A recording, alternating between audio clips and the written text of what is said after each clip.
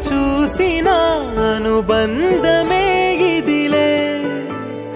వయసు మీరిన పాసమే ఒక కావ్యమైనదిలే రేపలా